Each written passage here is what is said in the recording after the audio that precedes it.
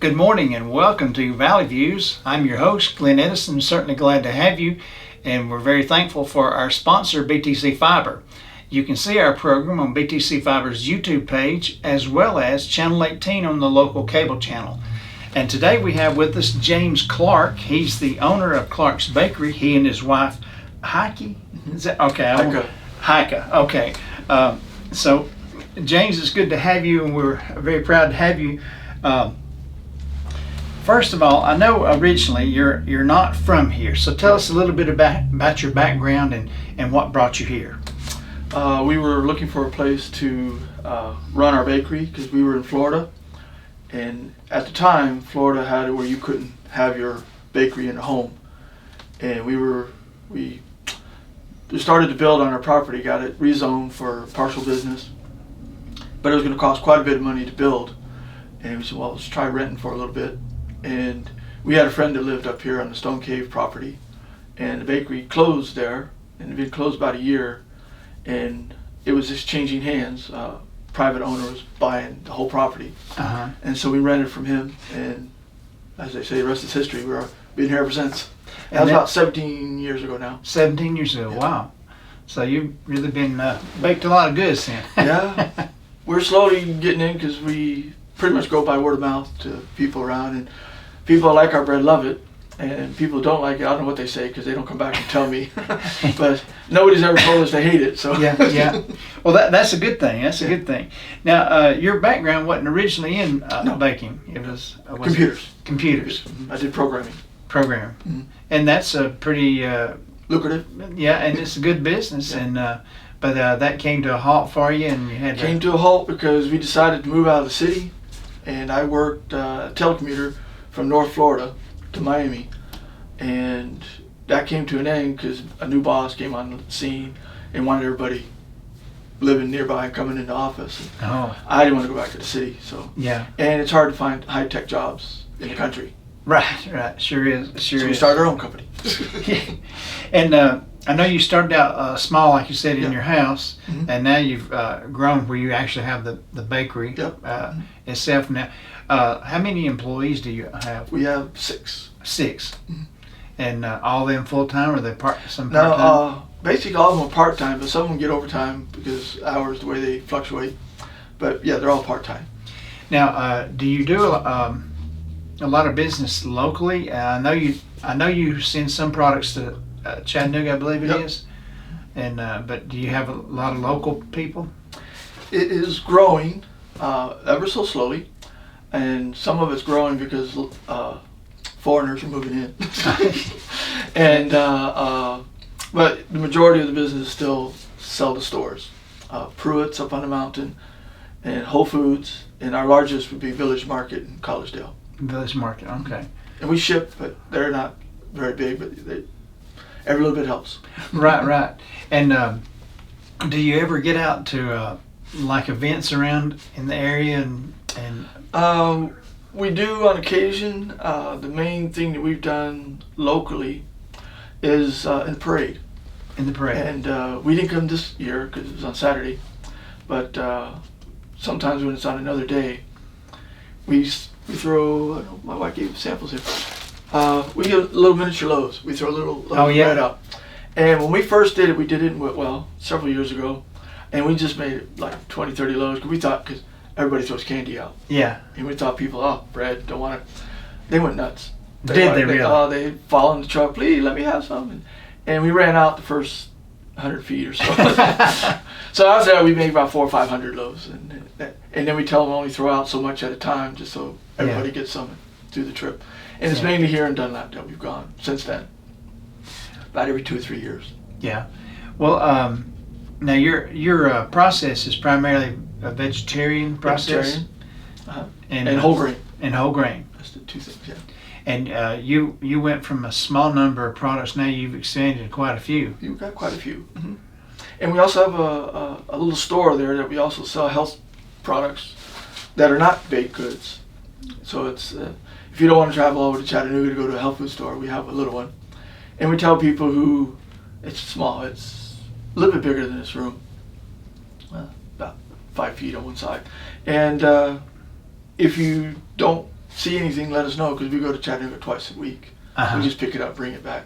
Oh, okay. So it's like a service. So you're willing to help, Yeah. anybody, whatever their needs are. If you don't have it, you'll Because get it's so it. small, we can't carry everything. Right. And so, and not that we would order it, we just pick it up. And maybe because at the timing, you probably should order it and have it shipped quicker than we could get it. But Well, if you had a large number requesting it, that'd be something you would order. we would put it in stock. But if you just have one or two here and there, you can just pick that up. And we also have people who want things a certain way on their bread or something. And we're so small, we can change how we bake things. Right. So we call it special order. Special. All right. And what about special order? In other words, if someone maybe had a health issue or something where they didn't need a certain thing in there. Example that we've had is we make our wheat sticks out of wheat, and the lady didn't like wheat; she wanted spelt, so we switched the recipe over to spelt and made it just for her, spelt. Well, that's kind of neat. Yeah. That you can do that. So if people, of course, you probably wouldn't do that if you had a large number of people requesting, would you? Well, Well, see, the larger, I don't want to say larger the better, but some people can't eat it all because I can't go so small. Right. Like make one little serving. I have to make a pan size. Right. And so then it helps to have several people because then you don't have to eat it all yourself. But this lady, she would just freeze it and then eat it as time went by. Now y'all have other things like honey and other products. We have a local honey, Benefield. He used to have his bees in the valley itself. I don't know if he still does or not. And that's considered local because it's over in Hickson, is where he has the bees. And so we sell local honey, and people come for that because they're trying to work on their allergies, and that helps with the pollen and stuff. And there's plenty of that around here. Yep. And so we do that, and offer suggestions on how people can have a better health lifestyle. Well, do y'all ever mentioning that? Do y'all ever teach classes or? We did in the past. We haven't had a need for it presently. We're tossing that idea around again.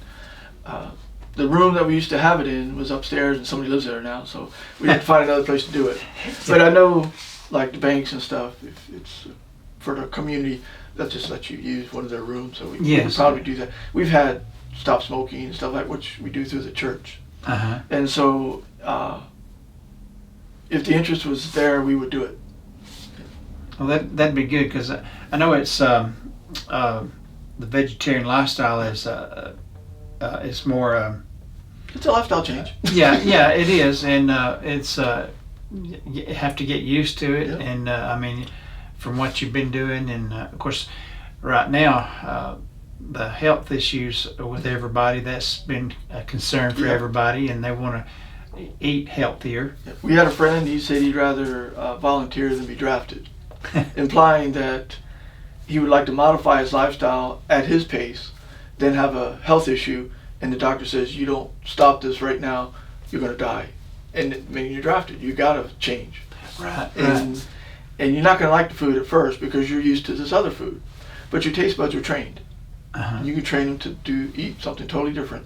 Right. So it's just you start eating it, you'll start liking it. Well, I noticed I had a small loaf of your bread the other day. It was really good. I think it was wheat bread, and it was really good. And tell us about some of the products you have here. All right. You got several this is things. granola. We make strawberry. That's not one. We have 5 kinds. This is one. Whole wheat bread is our largest seller. Probably because it's simple. And pancake.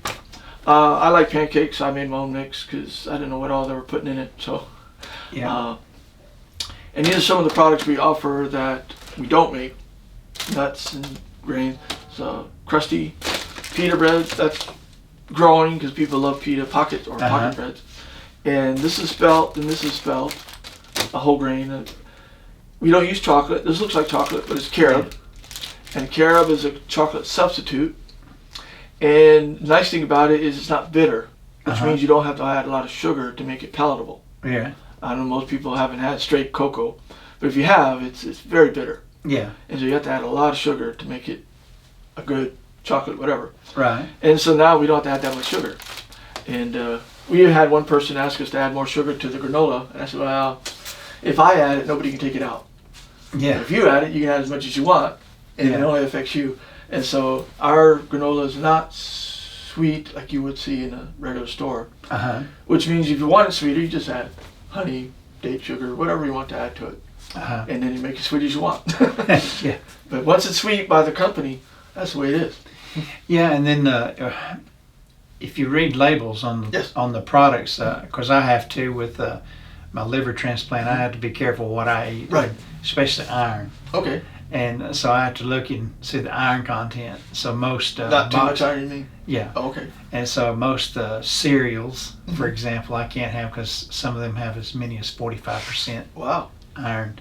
So I had to be careful with my diet and the things I eat. And it doesn't mean I always go by, but but I have to watch that, and I'm sure a lot of other people do too as well. Well, now how can people get a hold of you if we're located on Stone Cave property. The actual address is 612 Stone Cave Loop, which is right off Stone Cave Road, and done that. And phone number is 423-949-4333. And we have our answer machine if we don't answer it, but most of the time we answer it. We're only closed on Saturdays, and we're scheduled to close half day Friday, but I'm usually there cleaning the floor for a couple hours later. So if you need something and you think we're closed, just call, and we are there usually before the place opens and after it closes. And so you just call and we'll be there. Well, do y'all do a online presence where people can? We are currently working on a website. We have a website, but I haven't done anything to it for a couple, 2-3 years. And the main reason is I had a computer failure and the data for it was lost. Oh no! So I haven't pulled it back up from backups or anything. And we have another person working on an alternate, and so we're currently transferring it. I have 2 websites, and the new one is at clarksbakery.com, and the old one is clarksretreat.com. They used to point to the same place, but now I broke it to test one while they're. So you can look at it live if you want. It's online. Well, on online, do you have articles maybe that you've written, or other articles that? There are some information up there. We have some nutritional facts that are not on the packages, and that's mainly on our Facebook page. But we'll be putting them on our website when we find a position to put it in that makes it conducive. Because people want a certain style in their web pages. Right. You just can't throw it up there because then people don't like it. No, that's very true. You have to be appealing to people. Yeah. And well, that would give you an opportunity where more people could find out about you, especially if not in the area. That opens up, because I know that internet opens up a lot of things. Yes, to the world. And there might be other people out there searching for things that can't find it, and maybe wherever they live, wherever that might be, and then they may see yours and say, hey. And one caveat is there is a Clark's Bakery in the UK, and we get some of their emails. Oh, really? So yeah, they're called Clark's Bakery in done something or other, and I get their email and I have to keep forwarding it to them. Says I think this is for you, not for me. Yeah, that'd be kind of expensive to send overseas. Yep. But I'm sure. So y'all really make accommodations for anybody that you can. Yep. Just call, and the worst we'll get is say no. We won't yell at you. Well, do you have any future plans as far as maybe expanding the business, or? That's difficult because we're in a cyclical business, and when things are looking up, you get an idea of expanding, and then things go down, and you get depressed that it's going down, and then it goes back up. We've gone up and stayed up for quite a while because our main populous food was students at Southern. And when they left, our sales dropped like crazy. But the community around the school has been buying our stuff, and so now the sales stay relatively stable. I say really because they still go up and down depending on the student, because you can't negate 3,000 students showing up and then not being there because all the teachers are there and all that. And so, yes, we always look for the opportunity to expand, but a couple of stores that we've expanded to have closed, and so and you usually lose money, and so it's hard work. Yeah. And if it was easy, everybody'd be doing it. Right, exactly. So we don't mind. It's just it's hard to tell. Do we want to put forth effort to get to this store that's just opened, and put all that work in there, and then figure out what people, because not everybody wants all our products. So you take a few, you figure out they don't want it, because bakery business usually take your product back. Other businesses, you sell it, they got it, you don't have to worry about it. But a lot of bakeries, when they sell it, it doesn't sell, they come and get it back and take a credit hit. And so that's why I think bakery is a little bit more difficult. Right. A lot of these things like tofu and stuff, you buy it, when it's out of date, you throw it away, you don't get your money back. Right. Well, what are some of your top sellers that you have? Maybe I've asked you that already. Top seller would be the whole wheat, and then our sprouted 100% is the next one. Our carob and carrot cake do very well as desserts, not according to the bakery. The sprouted breads are doing well, and then of course our whole grain cookies do pretty good also. And it's just a lot of people, once they try it, they like it, don't go back. And one guy who's pulling our leg, of course I think he was serious, but he says, "You ruined me. I can't eat regular store-bought bread anymore because yours has we have good texture and a good flavor. We grind our own flour, and so it's fresh. If you buy your flour, we've talked to people who grind flour, and it's upwards to a month and a half from when they grind it to the person is able to actually get it. Yeah. And once you break the kernel, it starts to age fast. They call it oxidation. Right. And so sometimes you might need to be rancid, that kind of thing. And you get flavors that you're not used to. Whereas when it's whole and fresh, they say, I've never tasted that before. And so that's probably because a lot of these businesses, they have to have that stuff ground because they're doing tons a day. Right. And so they don't have the option of grinding it themselves. Well, you take a normal bakery company, that makes thousands of loaves of bread a day. Yep. That's their process, and so after a while, some of that natural gets out of there. Yep. And it's just not like what y'all would do on a regular basis. Yep. The oldest our flour gets is about 2 days, maybe 3, because we're grinding it regularly. Well, that's good. That way you don't have it open the whole time. Don't have it open. No. Well, is there anything else you'd like to go out? Did we go over your hours? Hours are 9 to 5 Central, and that's Sunday through Thursday, Wednesday. Thursday we a little hour later start, so we relax from deliveries on Wednesday. And so that's 10 to 5 on Thursday and 10 to noon on Fridays. All right, and what's that number again? They can call you so they can... 423-949-4333. All right, great. Well, James, it's been great to have you, and I appreciate you being here. And folks, that's Stone Cave Bakery. Call them, and if you're interested in vegan and other things they have, go down and visit them off of Stone Cave Road, and there's signs out there. Yep. So you'll be able to see it once you turn off of Stone Cave. It's not that far off Highway 28, and get down there and visit with them, and they might even give you a little sample of that day. And we appreciate you for watching us, and again, thanks for BTC Fiber for having us in their regular program. Again, thank you. Hey everybody, this is Glenn Edison from Valley Views. We appreciate you watching our shows, and we would like for you to like, share, and follow us on Facebook, as well as like and subscribe to our YouTube page. Brought to you by Bledsoe Telephone Cooperative, your full-service telecommunications provider right here in the Sequatchie Valley.